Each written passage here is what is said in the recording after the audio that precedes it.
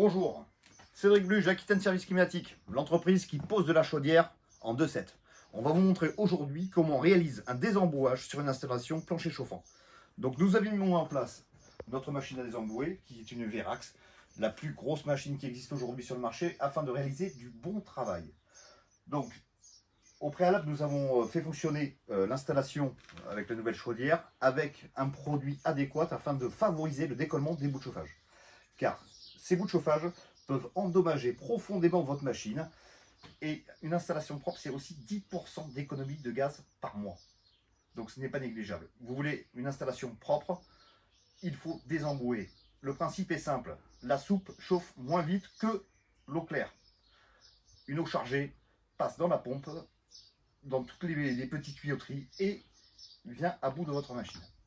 Donc pour ce genre d'installation, plancher chauffant, désembouage tous les 5 ans, minimum. Circuit radiateur tous les 10 ans.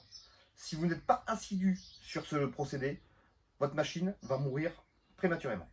On va mettre en route la machine, on va voir ce qui se passe. Alors d'abord, pardon, il faut ouvrir les vannes. Hop. Donc on met en circulation l'installation. Là on entend, hein, ça circule, on a raccordé derrière. On branche la machine. On envoie de l'air pulsé à 8 bars. Et on fait tourner. Donc là on va attendre un petit peu, hop, et on va aller voir dehors ce qui se passe, parce qu'à mon avis ça va pas tarder à arriver. C'est parti.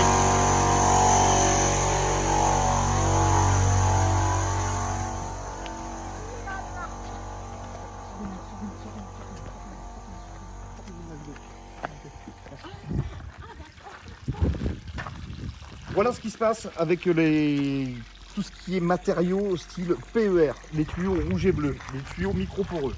Vous avez une favorisation d'algues de chauffage, c'est-à-dire que les tuyaux sont micro-poreux et favorisent toute cette boue.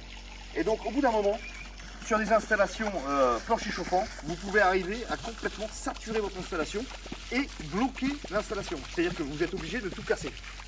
Donc c'est pour ça qu'il faut être très assidu sur cette étape, surtout lors d'un remplacement de chaudière. Voilà, c'est vrai que ça coûte un peu d'argent, mais au moins vous assurez une longévité de votre appareil. Imaginez bien que tout ça, c'est dans vos tuyaux, c'est dans votre machine, et forcément, ça l'endommage.